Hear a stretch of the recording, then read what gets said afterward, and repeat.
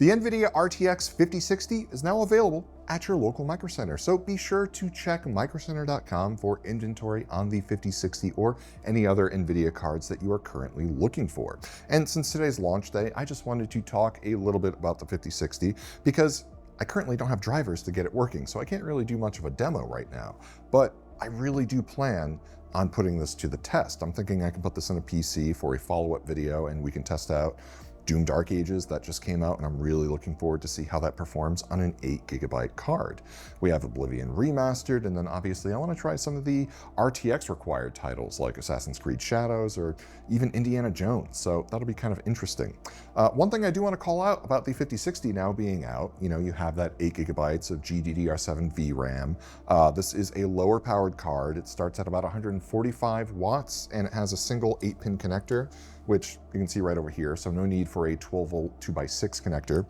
And this is really ideal for your budget gamers. We're talking about gamers playing at 1080, maybe you have a machine that's a little bit older, something like what I have over here, and I'm just gonna upgrade it right now, but I'm gonna get to that in just 1 minute. Another thing I'm really excited about though for this 5060 is the incoming low-profile 5060 cards that we can expect relatively soon. Now, I have a low-profile card here. This is a 4060, so I wish it was a 5060 because that would be a lot of fun. And I really, really like these cards a lot because A, they're just really cute. They're just adorable looking, right? But B, you get a lot of performance in a really small package, actually. This would be really good for a small form factor build, and I'm not talking about your Fractal Terras. I'm talking about even smaller than that. And with something like this, I was playing Cyberpunk really, really well. I did a video about that about a month or two ago, so you can check that out. So my expectation for performance for the 5060 is actually a little bit higher because with frame gen and with everything that Blackwell has given us this generation, even with 8GB of VRAM, which is still frankly a limitation, right? Because 8GB of VRAM has been shown with a lot of these games to maybe not be enough to run those ultra settings or those 1440 or 4K textures. So you really do rely on frame gen and DLSS and everything else, but I've been warming up to frame gen. I don't know. Let me know in the comments below what you think about frame gen. I probably already know what you think about frame gen, but let me know because I've been playing with it a lot and I've been using it at home with Doom Dark Ages. I don't know. It hasn't been bothering me that much. Another thing I want to call out, this is our 3D printed case that we actually have this available at Micro Center, so you can get the STL for the case and all of the internals, and we did a video for this on the Micro Center podcast.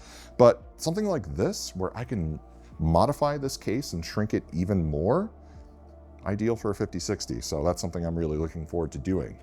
But 5060 is really your ideal budget NVIDIA card.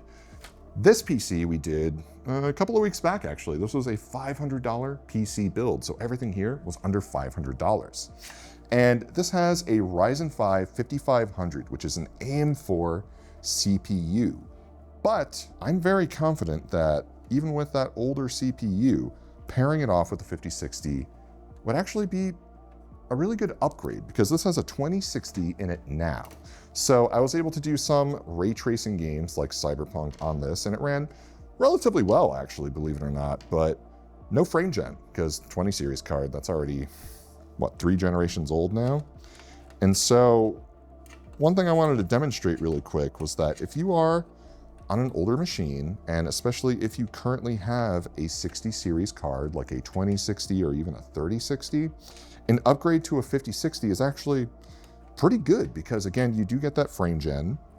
And another thing to consider, on the latest Steam hardware survey, the most popular GPUs right now, like the 3 most popular GPUs, or at least the 3 most used, are 60 series cards between the laptop variant of the 4060, the 4060 itself, and the 3060. And I think it makes up 12% of like all PC players who, did the Steam hardware survey. I know the hardware survey is kind of like a brief look at all PC players. It's not everyone all at once, but still, it's an interesting look at what everyone's using. And so when you take into account that the most commonly used type of GPU is a 60 series card, well, I think that bodes really well for the 5060 and that type of customer. So again, this is a system that is on the budget end of the spectrum. These are older components, frankly. So if this was a PC that you had built several years back, but you still want to get some life out of it, you can upgrade it, just like what I'm doing right now, and your older system now has frame generation.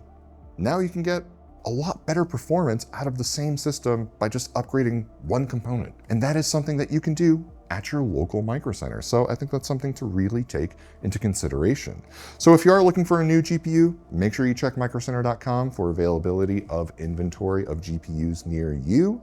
And if you don't have a microcenter near you, then be sure to comment #I want a microcenter near me.